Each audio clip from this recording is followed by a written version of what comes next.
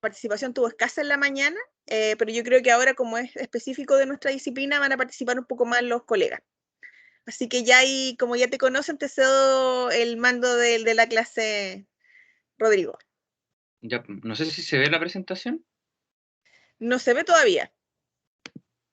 A ver, es que esto hay que hacerlo. Ya me acordé, antes de compartir. Ahí sí. Mm,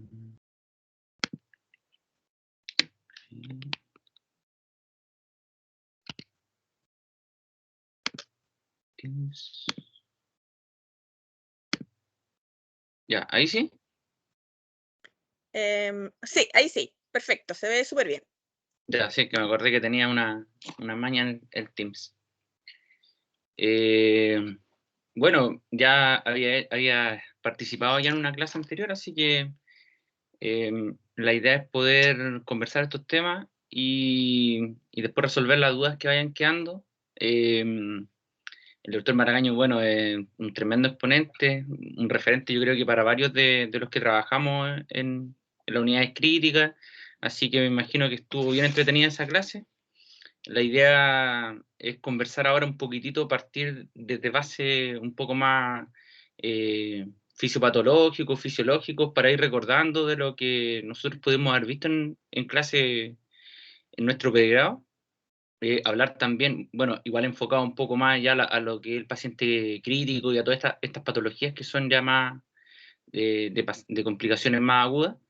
También vamos a hablar de lo que es insuficiencia cardíaca en esta clase, que es un tema bastante extenso, igual que choque cardiogénico, que lo traté de reducir y llevarlo bien a lo más específico.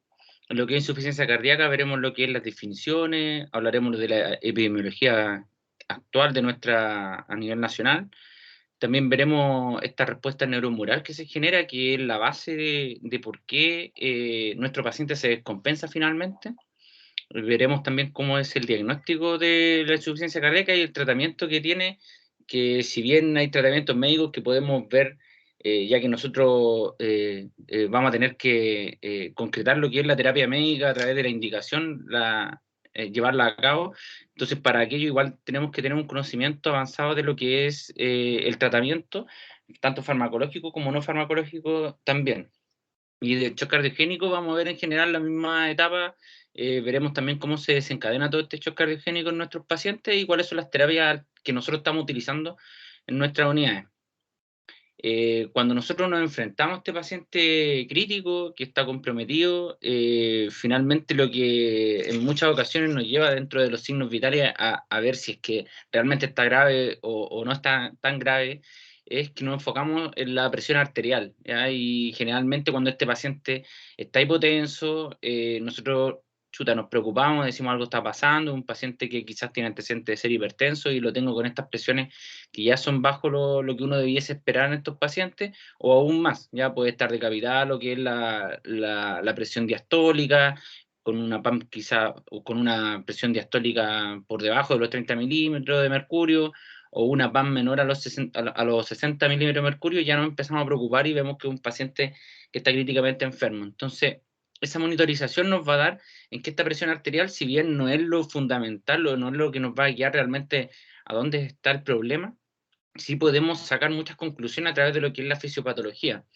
Y podemos saber que la presión arterial es la fuerza que ejerce la sangre sobre estas paredes de vasos sanguíneos y que está determinada por alguna unidad de área, ¿ya? Y ¿qué determina esa presión arterial?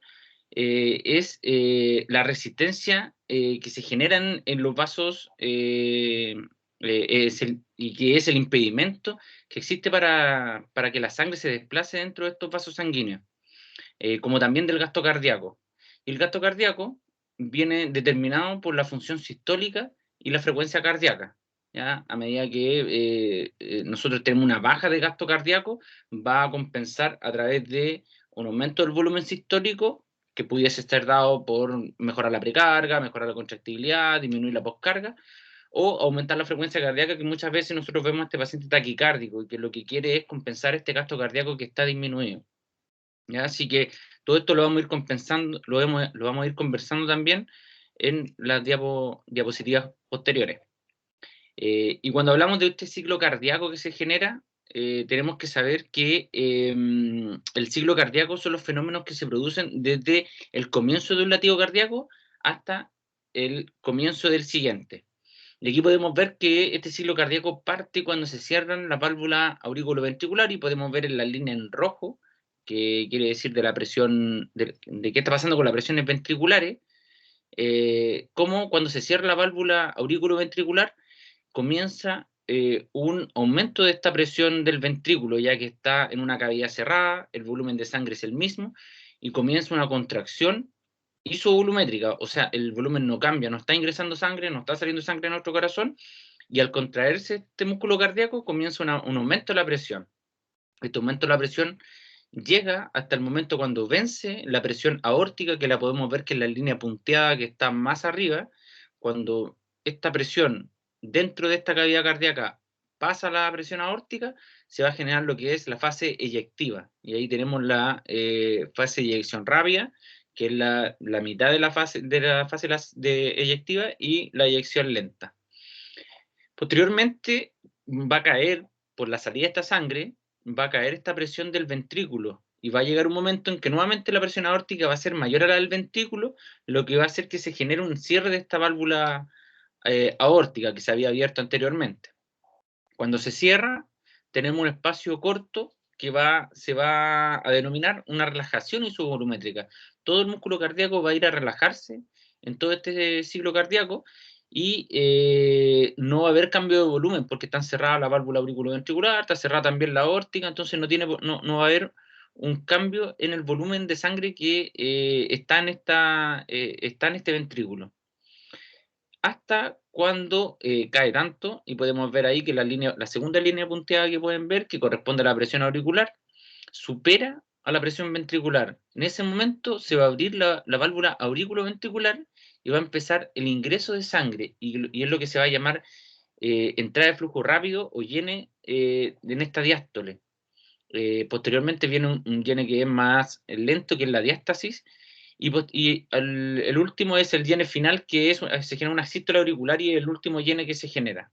Entonces, así nosotros vemos cómo se genera este ciclo cardíaco desde toda la fase de sístole, que corresponde a la contracción isovolumétrica, fase eyectiva y relajación isovolumétrica, y nuestra diástole, que está compuesta por entrada de flujo rápido, la diástasis y la sístole auricular.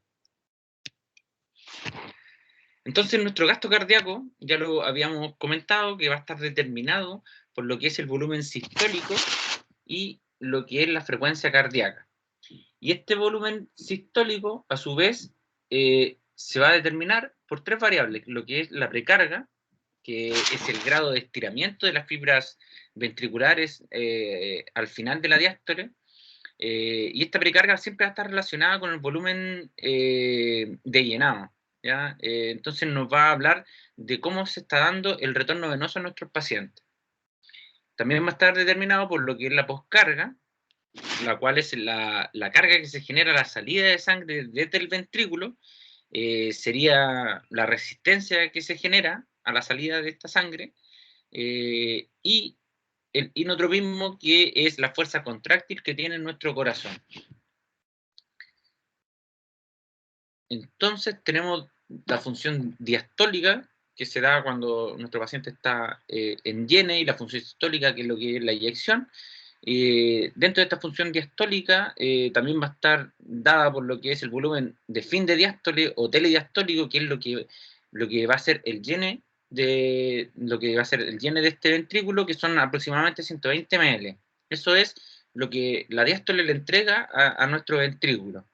Y la función sistólica va a estar dada más que nada por el volumen de fin de diástole o el volumen telesistólico, que es lo que va a quedar posterior a la eyección. Y este volumen de fin de sístole, que es cuando termina en la fase eyectiva, aproximadamente van a ser 50 ml en un paciente normal. Entonces tenemos que de estos 100 ml nos quedan 50 ml en nuestra cavidad cardíaca. Por ende, el volumen de latido, el volumen sistólico o el stroke volume, como lo van a ver quizás en muchas presentaciones, lo que va a salir de nuestro corazón, y que van a ser aproximadamente 70 ml. ¿Ya? Entonces, estos valores son valores estándar, igual van variando según el peso, según la estatura, según si es hombre o mujer, pero aproximadamente pudiese ser considerado como estos valores intermedios de lo que es lo que se está generando en cada latido en nuestro corazón. El primero, estos 120 ml, sería nuestra recarga. El segundo, lo que queda, va a estar determinado por lo que va a ser la postcarga, porque si aumentan mi postcarga, voy a poder eyectar menos y me va a quedar más volumen. O si disminuye la postcarga, va a poder eyectarse más y va a quedar menos. Y el volumen eyectivo, el volumen sistólico efectivo, que son los 70 ml, si yo lo multiplicara por una frecuencia cardíaca, por ejemplo, de 70 latidos por minuto, que es una frecuencia cardíaca bastante normal, pudiésemos tener lo que es el gasto cardíaco. Gasto cardíaco, que aproximadamente uno lo puede ver en la literatura, 5 litros, 4.900 nos da en este caso, por ejemplo, si multiplicamos los 70 ml por la frecuencia cardíaca. Y ahora que ya hablamos de esto, que es un poco más de lo que es la fisiopatología de lo que es nuestro aparato cardiovascular, vamos a hablar de lo que es insuficiencia cardíaca.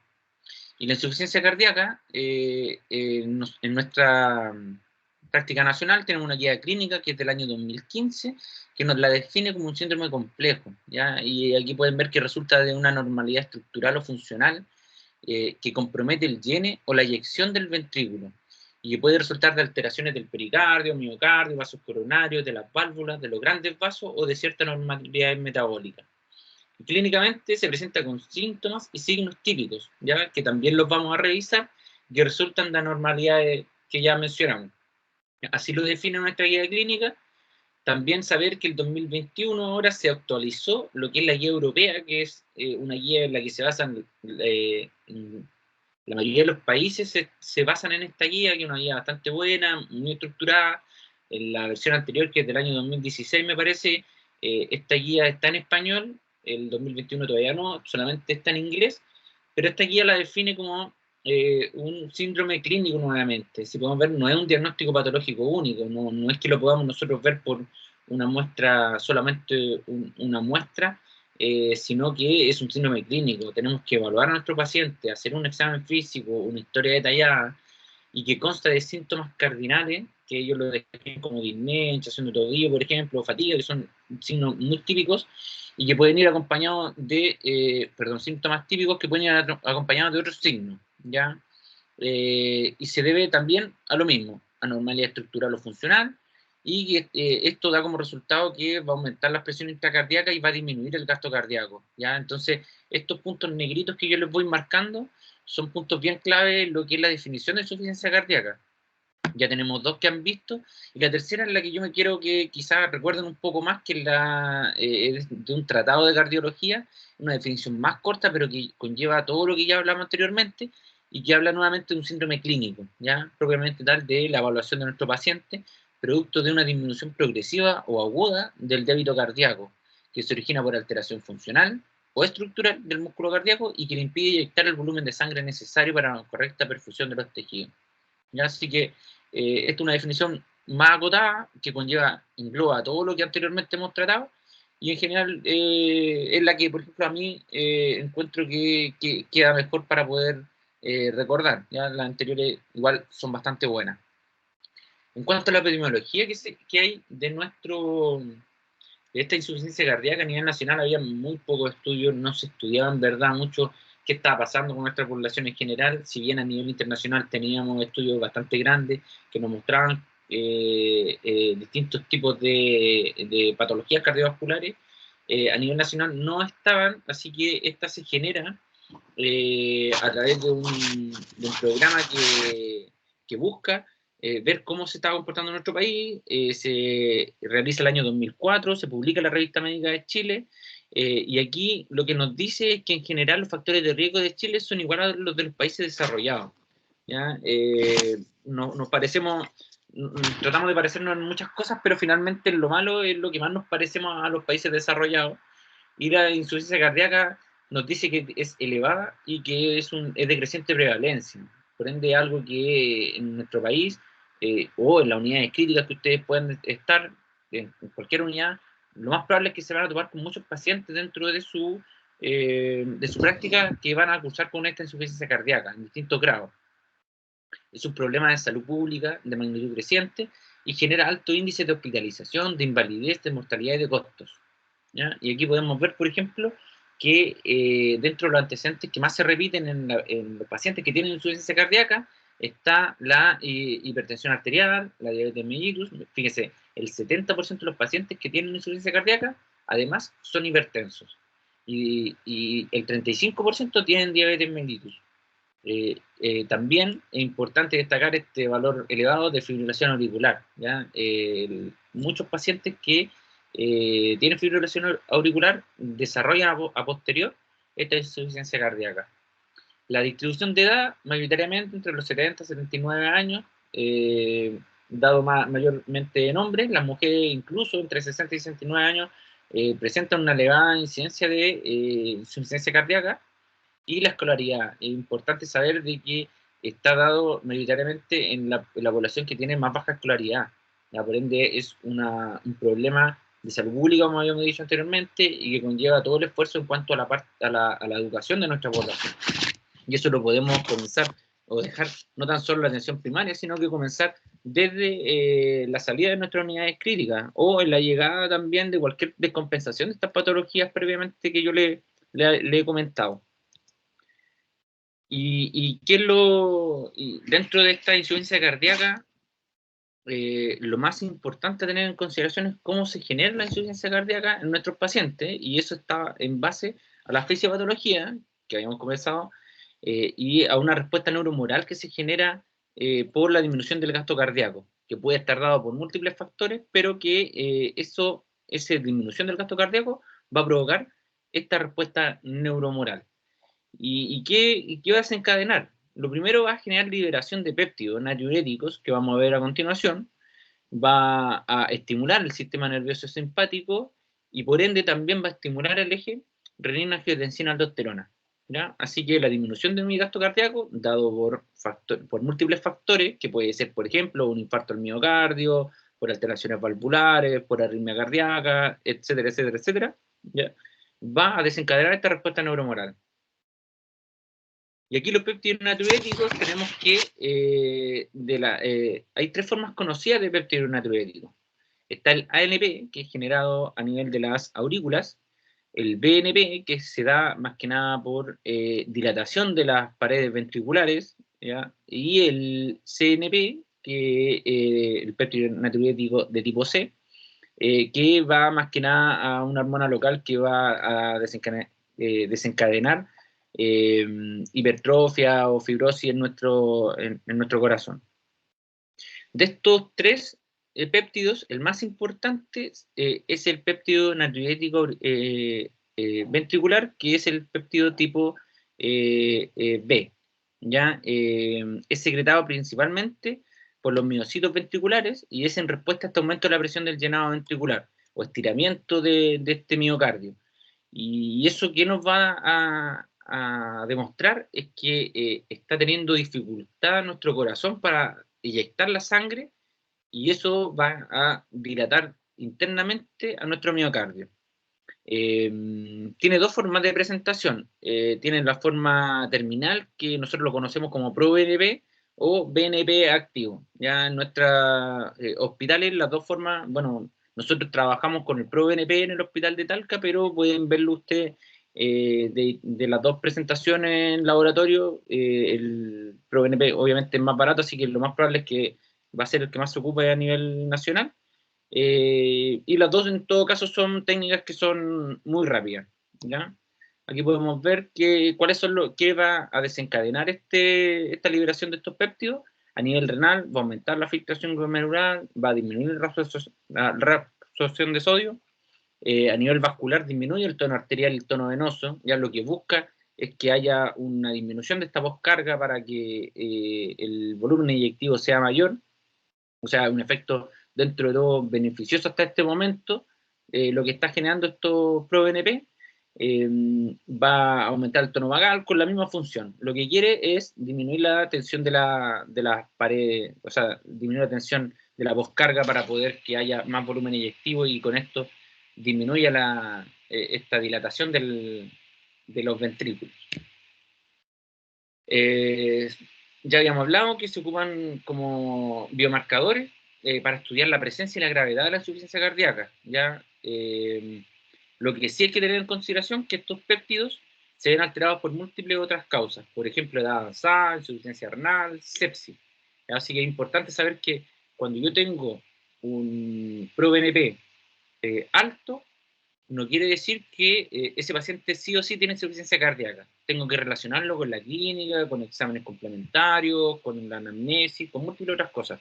Pero el examen por sí solo no me va a diagnosticar insuficiencia cardíaca. Pero cuando está bajo, cuando ese ProBNP está normal, sí yo puedo descartar que tenga insuficiencia cardíaca. O sea, sí o sí ese paciente no tiene insuficiencia cardíaca. ¿Ya? Así que sirve como un método de descarte para decir que no hay insuficiencia cardíaca y buscar otras causas, pero no por sí solo va a ser un método diagnóstico, ¿ya? Y para lo otro que sirve es que cuando yo, por ejemplo, le tomo un ProBNP, ese ProBNP está alto, me parece que aquí tengo, por ejemplo, un examen. El último abajo, en la parte bioquímica, podemos ver un ProBNP de 5.352. Y su valor normal es hasta 125. Entonces, tengo un ProBNP alto. Ahora, ¿tengo que desarrollarlo con la clínica? Sí, le tomo, le veo, el examen físico destaca que tiene todos los síntomas y signos típicos de insuficiencia cardíaca, el paciente me cuenta una historia también que se correlaciona, le toma un ecocardiograma el médico y se ve que tiene una fracción de eyección disminuida. Entonces, de ahí se diagnostica la insuficiencia cardíaca y yo desde ahí puedo controlar nuevos ProBNP para ver si este valor comienza a disminuir o sigue aumentando o se mantiene. ¿Ya? Y es más que nada para ver cómo va la terapia, cómo es la respuesta a la terapia que yo le estoy administrando. ¿Ya? Así que para tenerlo en consideración. Y el último, o el segundo, perdón, el segundo sistema que se activa dentro de esta respuesta neurohumoral es el sistema nervioso simpático. La disminución del volumen sistólico va a ser captada por estos varoreceptores que están localizados en la carótida y en las arterias pulmonares. Perdón, lo que va a producir activación del sistema nervioso simpático. Esto sucede en las primeras etapas de la insuficiencia cardíaca y los principales resultados van a ser efectos inotrópicos y cronotrópicos positivos en el corazón, lo que va a generar vasoconstricción periférica y activación de otro sistema que es bastante malo para nuestro paciente, que sobre todo está con una falla de bomba, la activación del sistema renina-angiotensina-aldosterona. O sea, a ese paciente yo le voy a vasocontraer con este sistema, lo que va a generar más dificultad para inyectar sangre desde nuestro corazón. ¿Ya? Aquí, por ejemplo, me dice que este sistema, la activación del sistema eje renina-angiotensina-aldosterona, que sería nuestra tercera activación neurohumoral, se desarrolla en etapas ya más tardías y viene en relación a que ya se activó el sistema nervioso simpático y ya estamos con su tercera etapa, que es la activación del sistema renina-angiotensina-aldosterona, y los efectos están dados más que nada por la liberación de renina en respuesta a hipoperfusión renal. Cuando baja este gasto cardíaco, está inyectando menos sangre del corazón, está llegando menos a este órgano que siempre el primero que sufre, que es el riñón, va a ser captada esa baja perfusión renal y se va a liberar renina. ¿Ya? Esto va a estimular nuevamente estos receptores beta adrenérgicos, va a generar más incluso liberación del simpático y me va a formar angiotensina 2, que es un potente vasoconstrictor, más vasoconstricción a nuestro paciente, pobre corazón.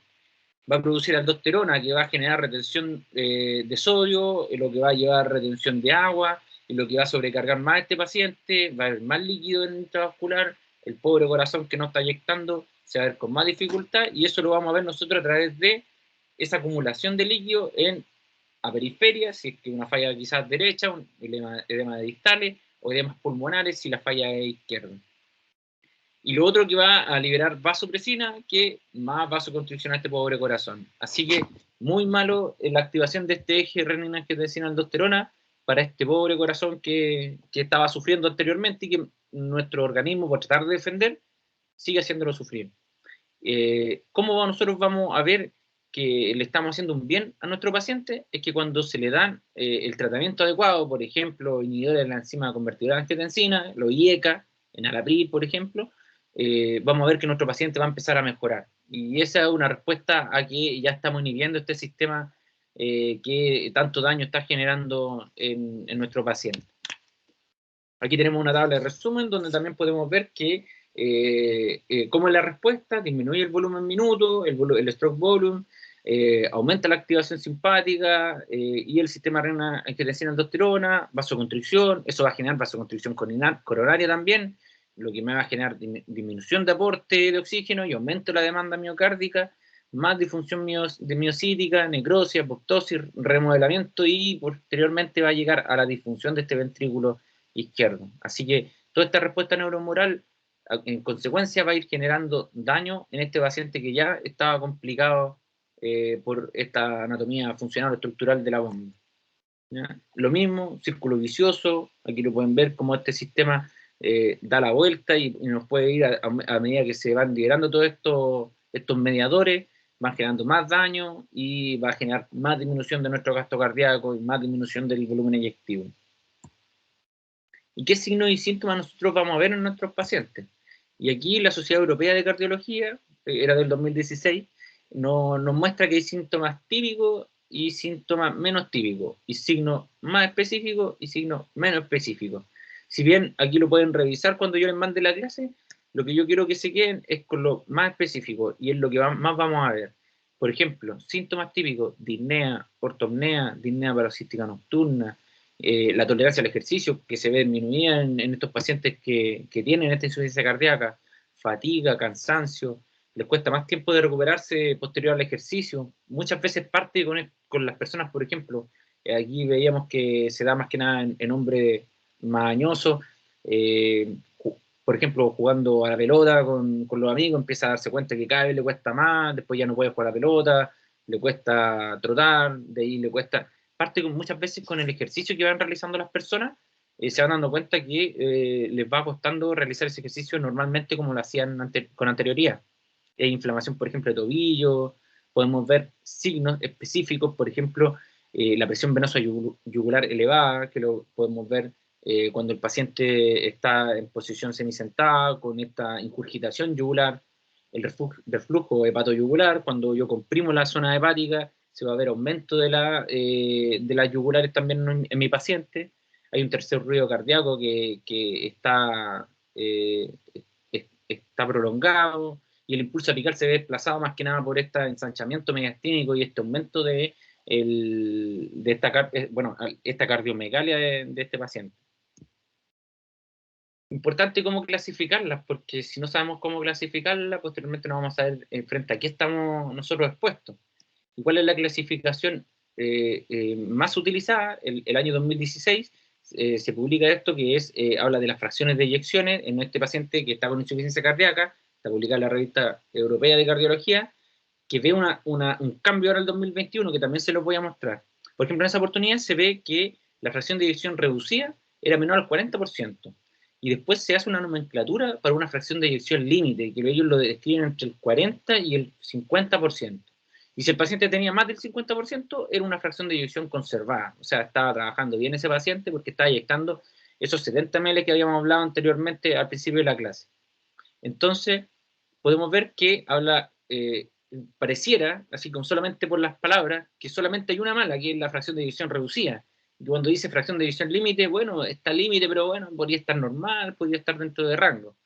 Y eso cambia, porque ahora el año 2021, cambiaron la nomenclatura y se dice fracción de eyección reducida cuando está menor o igual al 40%. O sea, ese paciente que tiene 40% tiene una fracción de eyección reducida.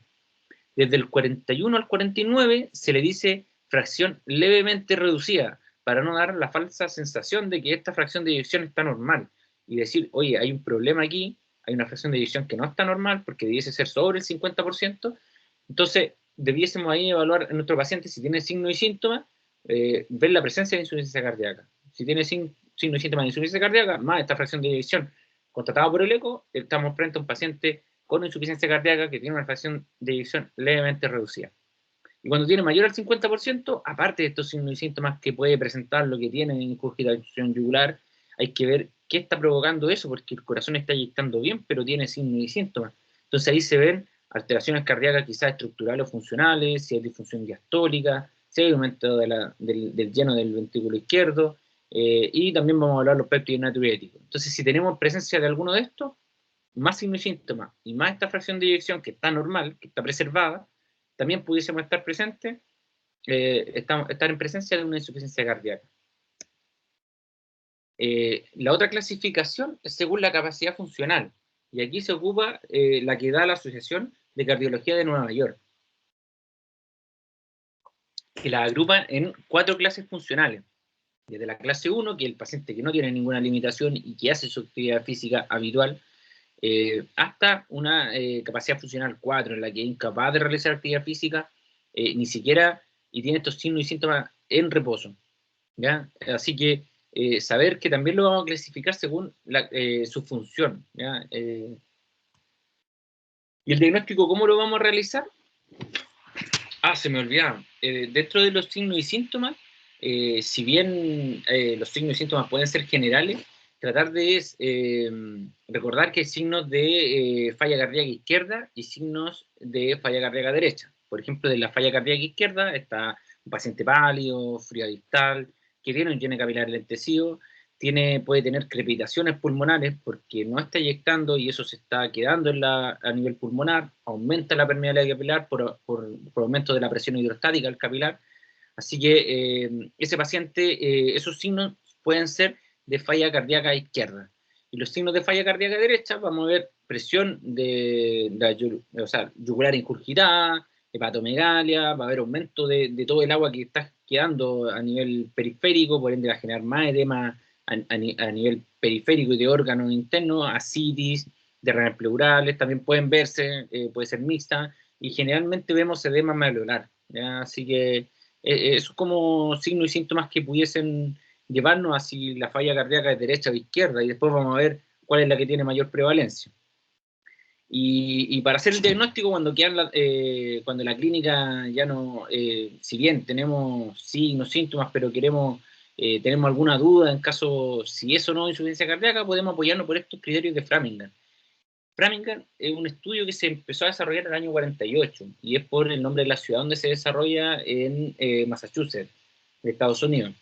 Es uno de los estudios más largos porque este estudio actualmente se encuentra en curso, ¿ya? Y nos describe criterios mayores y criterios menores, y dependiendo si hay presencia de 2 criterios mayores o un criterio mayor y 2 menores, estaríamos en presencia de un paciente con insuficiencia cardíaca, ¿ya? Así que si quedan las dudas, con los signos y síntomas, más la clínica, más la historia, la historia clínica, pudiésemos apoyarnos también en estos criterios de Framingham. Entonces, ¿qué nos dice el algoritmo hasta este momento? Hay una sospecha de insuficiencia cardíaca, hay factores de riesgo, hay signos y síntomas. ¿Cómo está el electrocardiograma? ¿Está normal? ¿Presenta un DAQ? ¿Quizás tiene un infarto? ¿Tiene algún bloqueo de rama? Algo que nos muestre que pudiese también tener alguna alteración de esta funcionalidad cardíaca. Y posteriormente vamos a controlar estos péptidos natriuréticos, ¿ya? Si no tenemos los péptidos natriuréticos, nos podemos apoyar en el ecocardiograma. Si los tenemos y los péptidos están altos, vamos igual a tomarle un ecocardiograma, vamos a ver si los hallazgos son normales, si no son normales, o sea, si los hallazgos son anormales. Si no son anormales, es improbable que estemos frente a una insuficiencia cardíaca.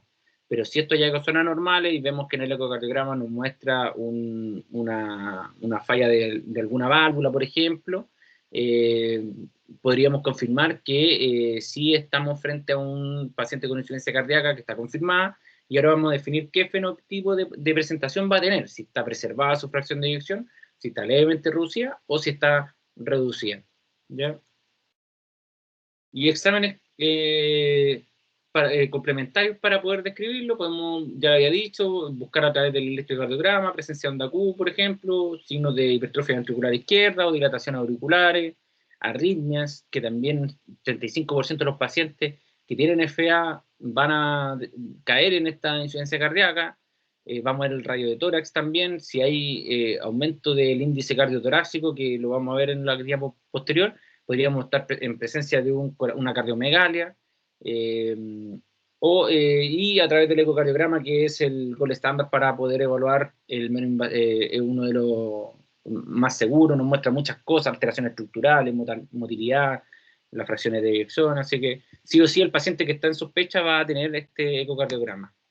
Y aquí podemos ver cómo yo voy a medir el índice cardiotorácico, una radiografía de tórax, parto la línea a la mitad, veo el área A, lo sumo con el área B, que lo pueden ver ahí, y eso lo divido por el área total desde ápice a ápice.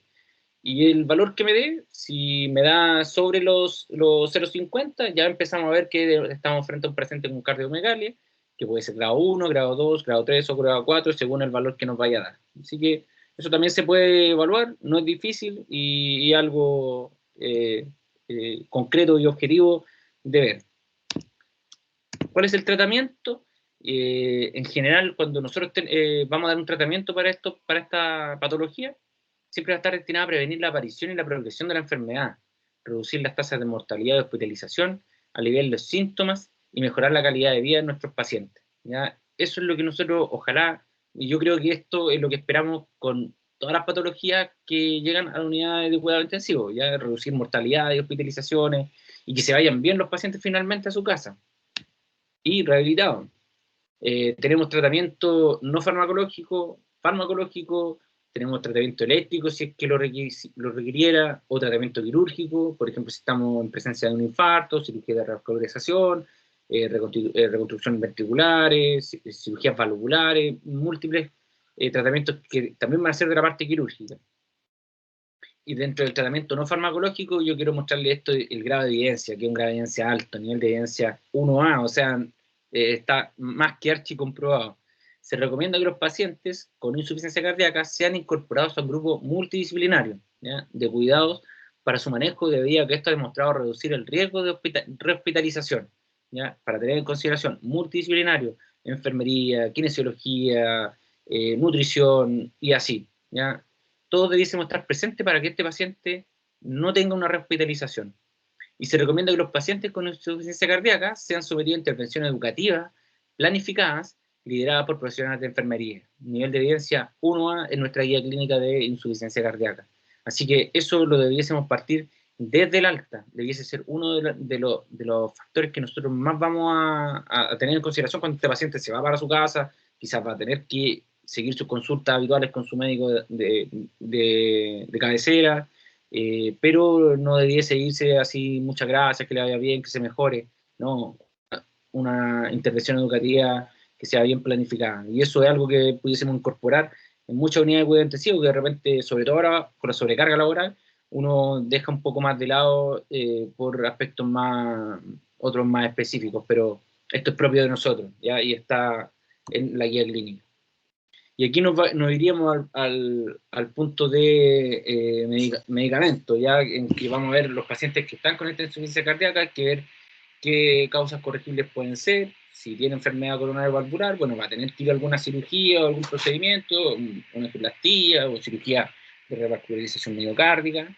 Y en el caso que no tuviera nada corregible, vamos a tener que iniciar tratamiento antibiótico, tratamiento farmacológico, en el cual la primera línea de tratamiento son los IECA, y esto debería ser el gol estándar también para la insuficiencia cardíaca.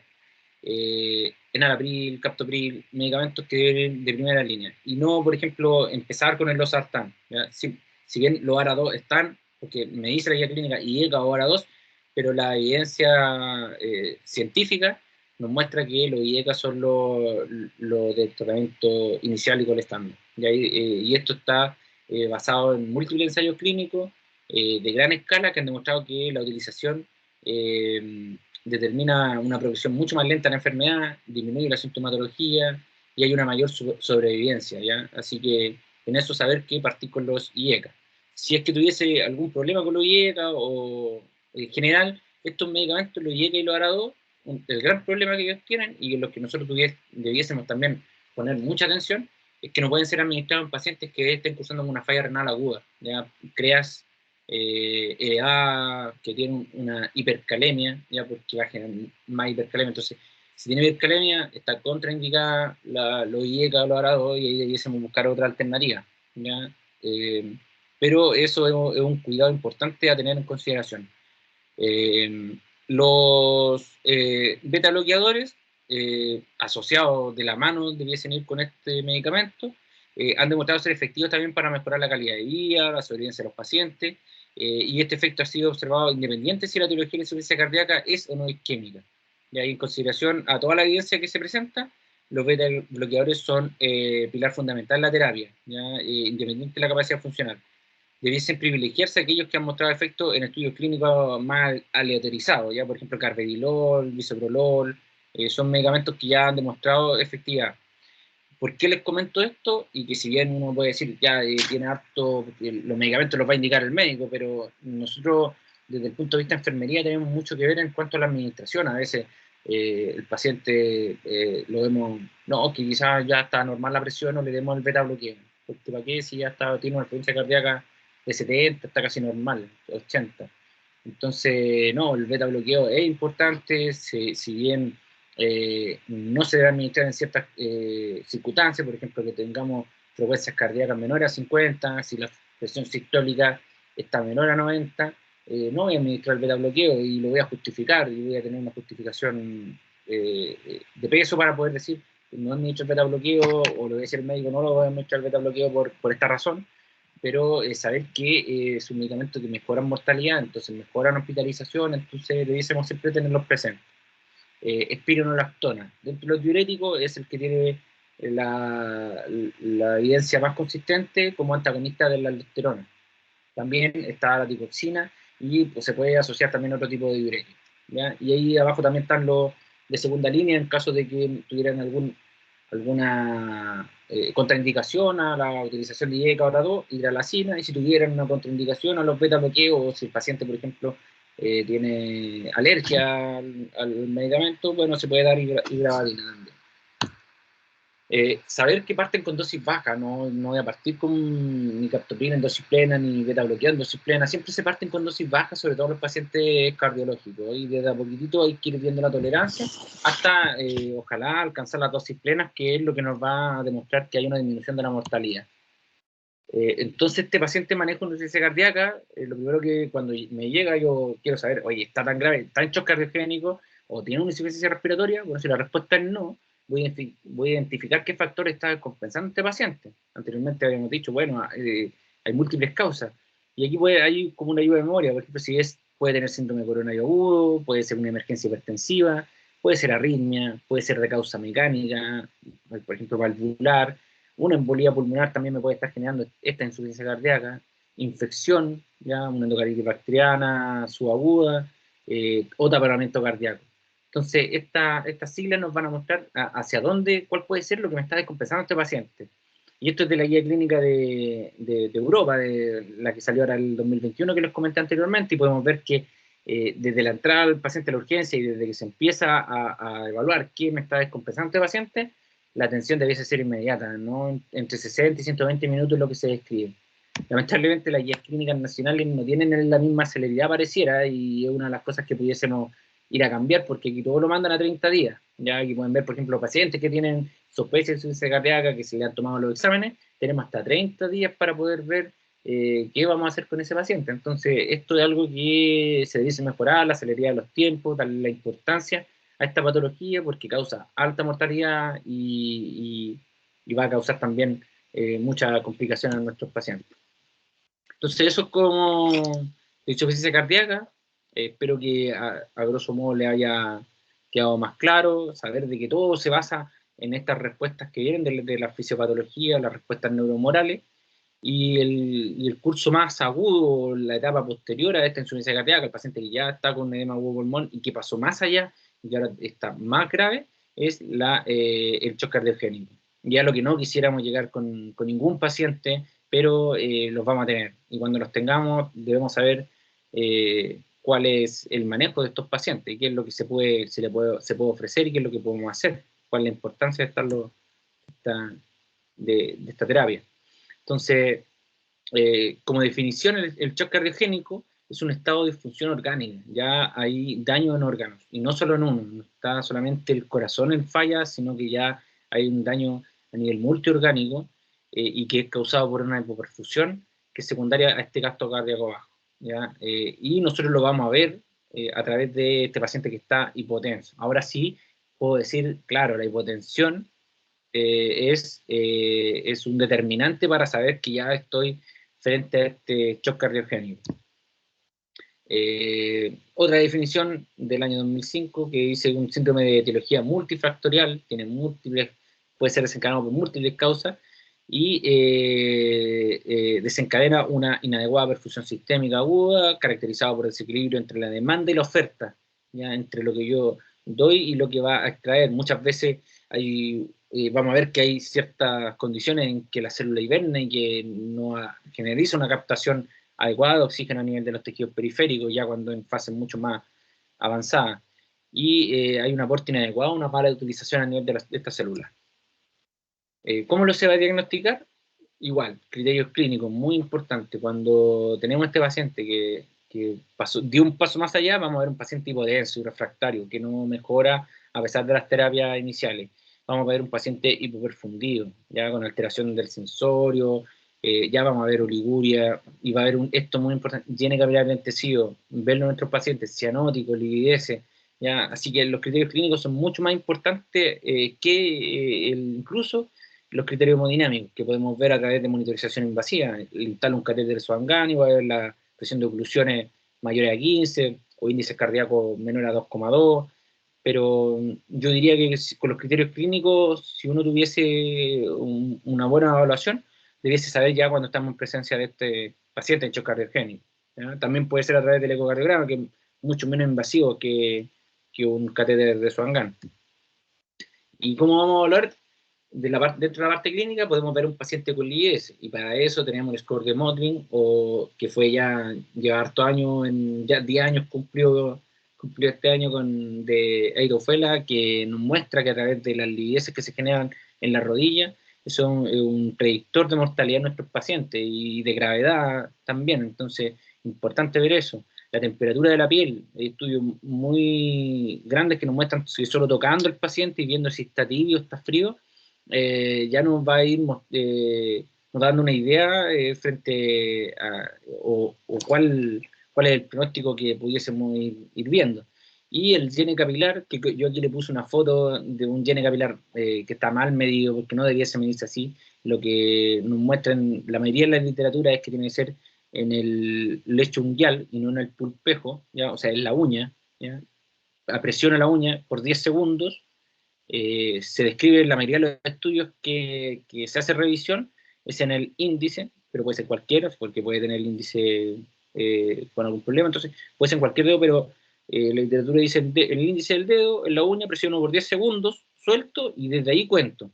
No es tocar así como un segundo y ver, no, tiene buen llene. No, son 10 segundos de compresión que se pierde flujo. El estudio más nuevo que tenemos a nivel nacional, el estudio de shock que realiza el doctor Glenn Hernández, él lo hace en pulpejo, pero lo hace apoyado con un portaobjeto, ya que haría las veces de uña, ¿ya? Pero me imagino que no en todas las unidades tenemos un portaobjeto para poder hacer esta medición, así que, porque se tiene que hacer oclusión total de la zona para poder ver, después de este pare de flujo, ver cómo se genera el llenado. Así que recordar, en la uña, lecho unguial. Y ahí vamos a ver a nuestro paciente, vamos a poder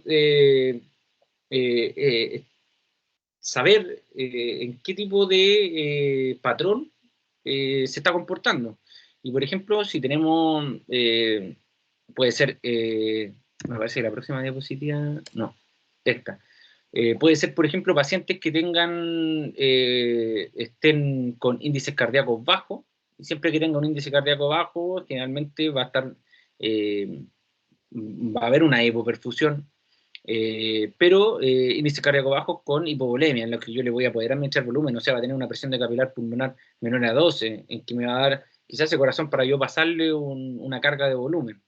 Pero si esa presión de capilar pulmonar está sobre los 18, o si no tengo monitorización invasiva, le tomo un radio de tórax, veo el radio de tórax, ¿está congestivo? No está congestivo, pero está frío, está con lleno de capilar lento. Lo pudiese estandarizar como un paciente que está con bajo gasto cardíaco y que no está congestivo. Y la otra presentación es ese paciente que está con edema agudo pulmón, pero que está con un gasto cardíaco normal. ¿Ya? Entonces, son las 4 presentaciones, y esto se lo llaman las guías clínicas como el paciente que está caliente seco, que está perfundido, pero está sin edema, el caliente húmedo, que está perfundido, pero está con edema pulmonar, y ahí lo vamos a ver con congestión pulmonar y todos los otros síntomas, y el paciente que está frío, que está hipoperfundido, que este es el paciente más grave, pero el paciente que está frío seco es el paciente que no está con edema, y el que está peor es el paciente que está frío y aparte está húmedo, porque ¿qué me queda? Me queda pasarle inotrópico, me queda pasarle vasopresores, porque ya volumen no le puedo pasar, ya está congestionado. Ese corazón no está dando el ancho para poder nutrir y mejorar esta hipoperfusión. ¿Ya? Así que ese sería el peor paciente que pudiésemos ver con shock cardiogénico. De nuevo, flujograma de esta guía clínica que nos habla de pacientes con insuficiencia cardíaca aguda. Se evalúa el pie de la cama, vemos si hay congestión, vemos en qué está estandarizado. En general, cuando yo veo a estos pacientes, voy a tratar de ir viendo cuál es la terapia. Así que ahí podemos ver ya el paciente húmedo. Tenemos el paciente que está congestivo. Y después nos preguntamos, ¿está la perfusión periférica adecuada? Bueno, puede ser sí o puede ser no, y el paciente que está seco puede ser sí o puede ser no. Si el paciente que está seco no está con congestión, eh, está aparte con buena perfusión, bueno, hay que ajustar el tratamiento oral, es un paciente menos grave, y eso nos vamos por la etapa o sea, sería lo mejor. Ese paciente está seco, ya no está congestivo, y aparte está hipoperfundido, bueno, hay que ver, considerar carga de fluido. Podemos ver, considera un inotrópico si persiste la hipoperfusión a pesar de esta carga de fluido. Y en otro lado, el paciente que está húmedo, paciente húmedo, ahí aparece al lado izquierdo, y caliente, que está perfundido. Entonces ahí tengo que ver si el tipo es vascular, hay una vasoconstricción elevada, habría que administrar vasodilatadores o diuréticos para disminuir esta humedad del paciente, esta congestión. Si el paciente está, aparte de congestivo, ahora está hipoperfundido, ahí se utiliza, no, perdón, el paciente sí, pues, sí, hipoperfundido, diurético, vasodilatorio, ultrafiltración para poder disminuir la congestión pulmonar.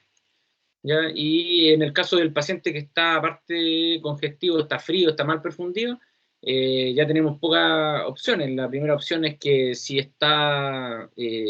no está bien perfundido, vasodilatadores, diuréticos, puede ser porque todavía me da siempre que la sea mayor a 90, pero si aparte está hipoperfundido, está hipotenso, inotrópicos, vasopresores, diuréticos e incluso asistencias mecánicas, que también se las voy a mostrar para que puedan ver los tipos de asistencia mecánica que tenemos disponibles. Entonces la etiología, el 80% de estos shocks cardiogénicos es secundario a una enfermedad coronaria. La mayoría de las veces este paciente coronario va a desencadenar este shock cardiogénico. Y el 70% de este valor tiene enfermedades multivasos, o sea, pacientes con daño de 3 vasos, la descendente anterior, la circunfleja, alguna quizá diagonal, el 80% de origen del shock cardiogénico es de falla ventricular izquierda. ¿Ya? O sea, la mayoría de las veces vamos a estar presentes a un shock que va a ser de falla izquierda. El reinfarto tiene mayor riesgo de desarrollar shock. ¿Ya? El paciente que ya fue infartado y que tiene un reinfarto, lo más probable es que tiene muchas posibilidades más que de llegar a un shock cardiogénico. Puede ocurrir en cualquier síndrome coronario. El 4% de los infartos con supradesnivel en general pueden llegar a este shock cardiogénico, y esto inicia entre los 10 a las 15 horas. De los infartos sin supradesnivel, el 2,1 puede desarrollar también shock cardiogénico. Incluso de la angina inestable, el paciente que solamente está con una angina inestable, que no tuvo un supradesnivel ni un infradesnivel, puede desarrollarlo a las 76 horas. Entonces ahí está la importancia de por qué hospitalizar a estos pacientes que están post-infarto, los dejan 5 días hospitalizados en cierta unidad. Entonces es por eso la importancia, porque puede desencadenarlo dentro de la hospitalización este shock cardiogénico. Lo mismo, del 8,6% de los infartos desarrollan shock, y de este porcentaje el 29% está presente desde la admisión, pero el 71% es durante la hospitalización, ¿ya? Así que tener en consideración que el paciente que está en la coronaria, que se ve que está comiendo, que está tranquilo, que hay que tener ojo siempre porque es un paciente que puede desarrollar choque cardiogénico y casi 1 de cada 10 pacientes puede llegar a esa instancia.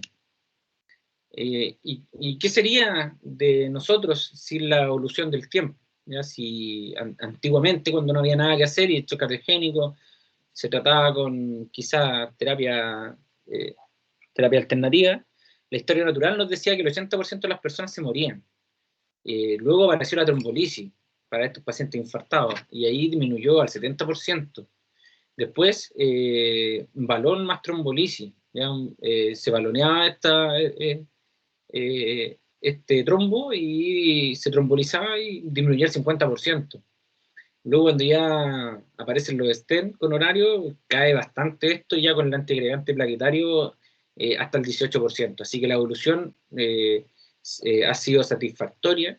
Hoy muy pocos pacientes se van a morir posinfartados, a diferencia de lo que pasaba en años anteriores, así que la importancia de tener unidades especializadas de cardiología y unidades coronarias está aquí, ¿ya? Está según las terapias que le vamos dando a nuestro paciente y los cuidados y la observación que vamos a tener de esto durante toda su hospitalización. Saber que el corazón es un órgano aeróbico obligado y que todas las disminuciones de oxígeno que se generen van a ser muy dañinas para este corazón que tiene un consumo de oxígeno bastante elevado. Y está dado casi siempre el consumo de este oxígeno se va a ver alterado cuando hay daño en la pared, cuando tenemos un cambio en la frecuencia cardíaca, un paciente muy taquicárdico, cuando la contractilidad baja, siempre en esos contextos va a disminuir el consumo de oxígeno y el primero que va a sufrir es el mismo corazón, ya a través de sus coronarias, y recordar que la perfusión coronaria está dada más que nada en diástole. Entonces, si el paciente está taquicárdico, le va a disminuir oxígeno también a estas arterias coronarias, ya por la vasoconstricción que se genera en la sístole. Siempre que hay disminución del flujo va a haber isquemia y posteriormente va a haber disfunción sistólica y diastólica. Y no necesariamente cuando hay muerte celular hay disfunción, hay etapas previas que nosotros vamos a poder ver en nuestra unidad de cuidado intensivo. Por ejemplo, cuando este paciente que nos llega posterior a la cirugía tuvo un infarto, lo llevaron a hemodinamia y vuelve y tenemos un paciente que está con un gasto cardíaco bajo, vemos un paciente hipoperfundido, muy hipotenso. Ese paciente se va a ver beneficiado de otro porque es la etapa iniciales de esta post cirugía, y en general es porque está sometido a periodos prolongados de hipoxia esta célula, y luego de la recuperación hay un periodo en que queda atontado. Entonces se le da muchas veces cargas de inotrópico para que el corazón vuelva, mientras el corazón vuelva a tomar su función normal, y no hay daño, no hay muerte celular, sino que el corazón quedó atontado, como bien dice esta palabra. Y el otro estado es cuando el paciente se le llama miocardio dormido o hibernado, y esto es cuando está cursando con la falla aguda, cuando este paciente está recién infartado, hay una perfusión que está disminuida, el músculo se va a reposo para poder conservar energía porque sabe que está dañado, espera que pueda recuperar a través de otras funciones, y por eso ese miocardio también está dormido, y ahí lo único que tenemos que hacer es poder mejorar el flujo para poder avanzar con este paciente, y este paciente no responde a inotropismo. Yo le puedo poner mitrenona, dobutamina, y el paciente no va a responder porque cada vez que responda va a haber más daño. Ese estrés que se va a generar en las paredes va a generar más daño en este miocardio. Así que ese se llama miocardio dormido. Y el modelo fisiopatológico clásico que se genera en este shock cardiogénico, o en la literatura se llama como espiral de la muerte, es el que les muestro a continuación. Hay una disfunción miocárdica que puede ser de origen diastólico, por aumento de la presión del fin de diástole del ventrículo. Eso va a generar hipoxia, hipoxemia, y lo que va a generar isquemia y posteriormente disfunción hasta la muerte. Y cuando tengo una disfunción sistólica, disminuye el gasto cardíaco, disminuye el volumen inyectivo, lo que va a provocar disminución de la perfusión a la periferia. Vamos a ver un paciente hipotenso, disminuye la perfusión coronaria y va lo mismo. Isquemia, progresión de la disfunción miocárdica y muerte. ¿Ya? Este círculo vicioso que vimos también al principio de la clase en la insuficiencia cardíaca. Así que esta espiral se va a ir dando y vamos a llegar, queramos o no, a la muerte si es que no hay algo intermedio que medie en todas estas causas.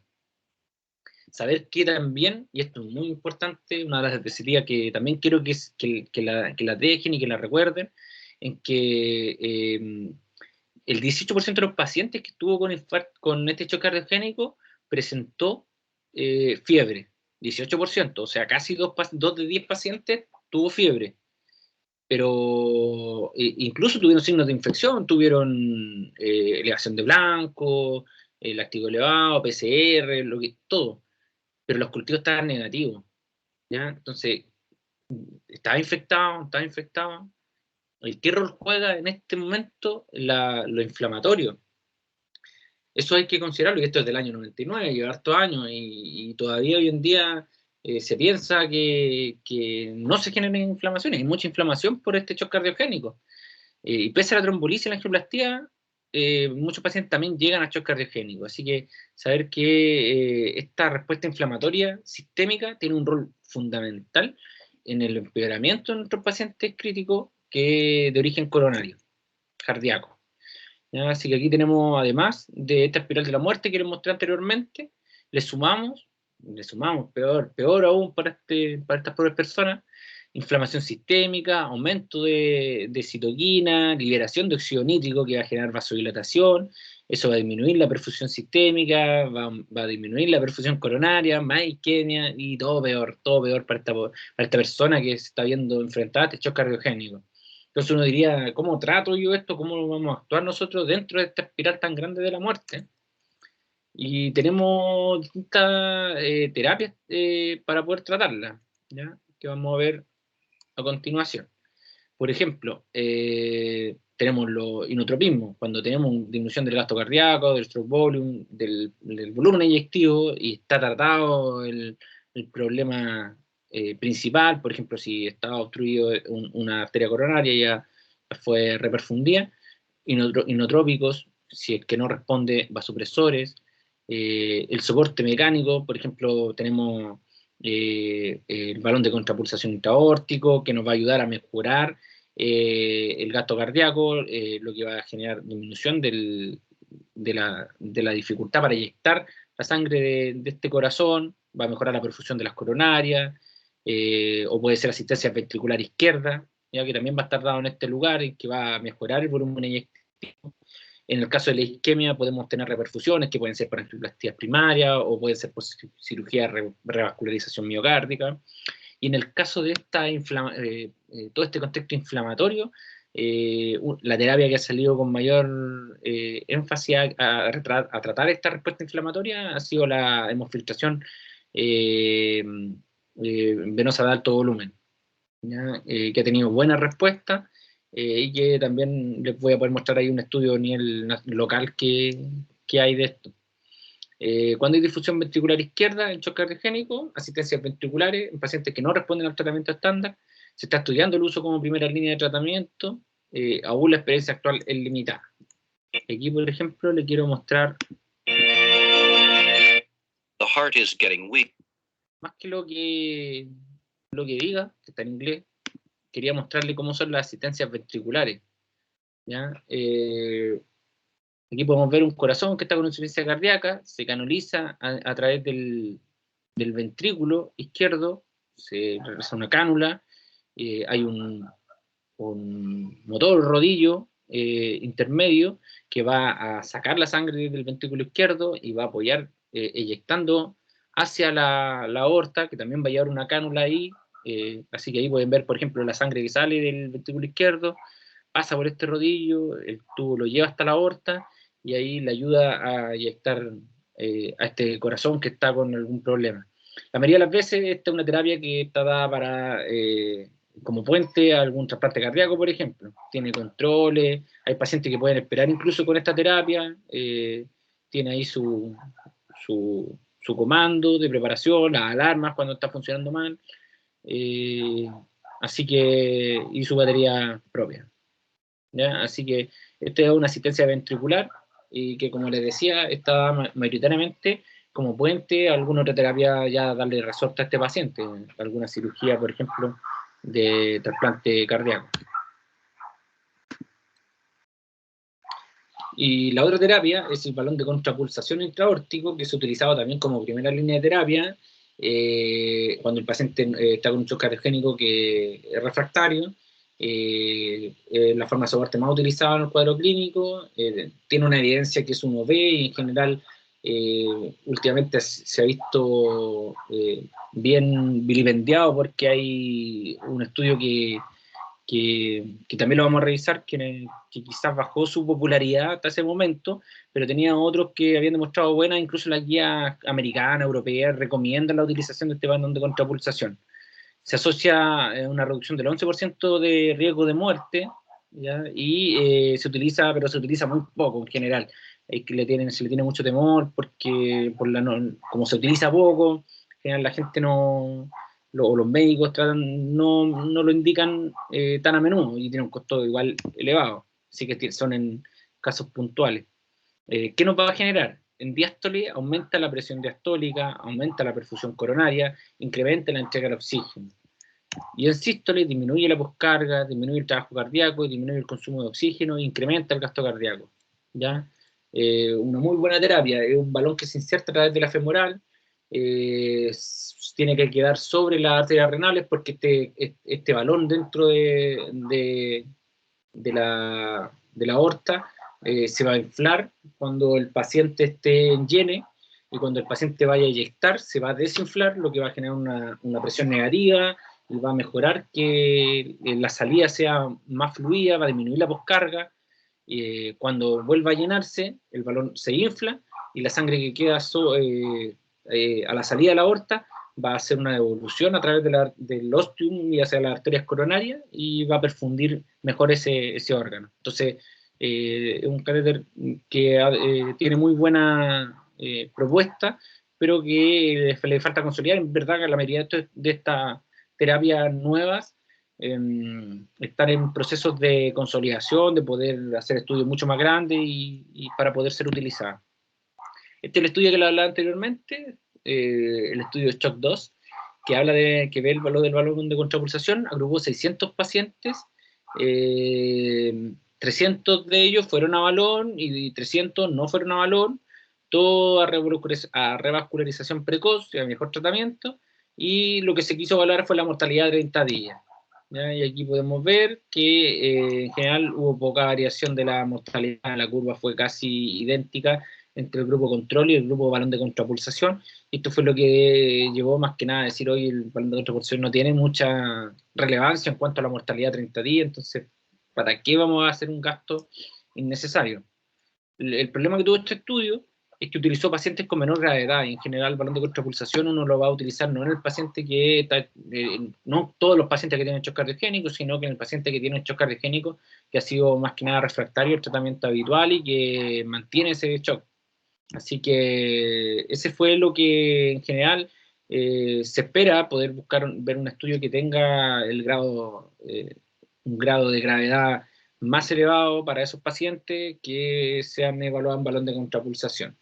Y la otra alternativa ya es un ECMO, que en general en pacientes que es de origen cardíaco vamos a preferir un ECMO venoarterial para que además de la parte pulmonar también tenga un salto esta parte cardíaca y dé descanso este corazón.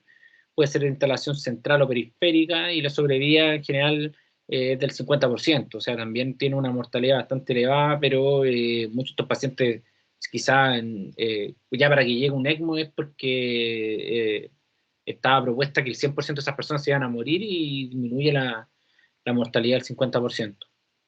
Y eso se puede ver a través de este registro que a nivel latinoamericano tenemos, a nivel internacional, esta organización, ELSO, es la que lleva y en la que da todas las directrices en cuanto a circulación extracorpórea, nos muestra también cuáles son los resultados que tenemos, y se puede ver que ha tenido buena respuesta en estos pacientes que necesitan soporte cardíaco. En cuanto a la respuesta inflamatoria, me había quedado pendiente de las diapositivas anteriores, mostrarles que casi el 20% de los pacientes con shock cardiogénico postinfarto tienen signos de respuesta inflamatoria sistémica. A pesar de estos cultivos, los que tienen cultivos positivos tienen doble riesgo de muerte, ¿ya? Porque yo les decía que puede tener toda la sintomatología de infección, pero no era infección, era respuesta inflamatoria. Pero si además tiene infección y tiene esta respuesta inflamatoria, bueno, se aumenta el riesgo de muerte. Y la vasodilatación es lo que más les juega en contra aquí a estos pacientes que desarrollan este CIRS posterior a un shock cardiogénico.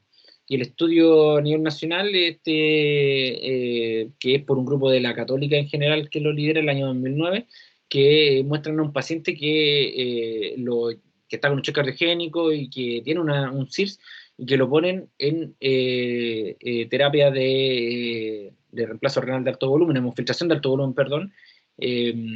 Inicia esta terapia con una nora a 0,71 y una adrenalina 0,02, PAM, o sea, tenía ahí una presión arterial en 94,63, la sistólica y la diastólica.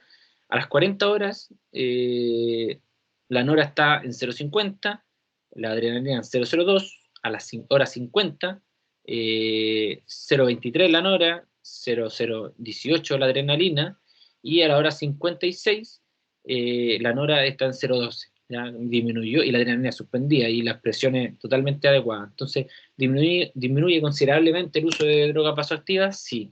Es una terapia aparte que es la terapia más aguda, piensen que casi 2 días estuvo este paciente en esta terapia para poder ver resultados más concretos. El primer día casi no tuvo mucha disminución, 0,50 la noradrenalina, entonces son terapias que requieren de más de una conexión. Este paciente tuvo 2 conexiones, entre la primera llegó hasta las 40, hora 40 y de ahí en la segunda parte de la hora 50, así que una respuesta favorable, pero también se le dio el espacio al corazón, a este corazón aturdido para que pudiese ir respondiendo.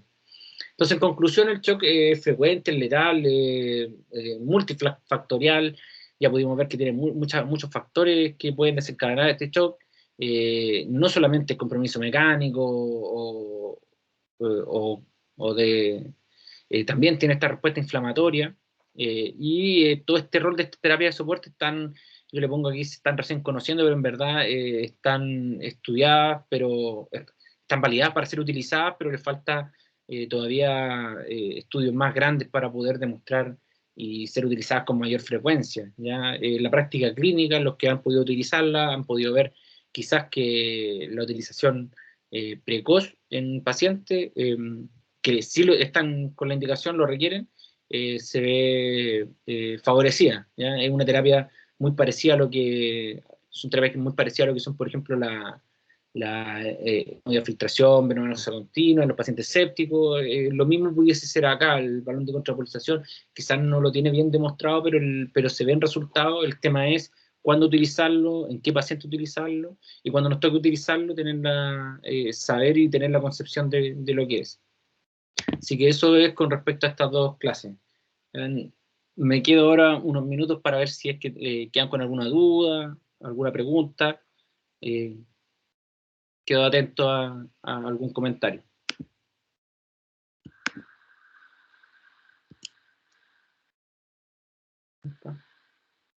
¿Alguna consulta, chicos? ¿Dudas? Aprovechar que tenemos aquí a Rodrigo para aclarar algunas dudas que hayan quedado. Parece que no. Parece que no. Así que eso. Espero que le haya servido la clase. Y bueno, cualquier cosa, nos vamos a seguir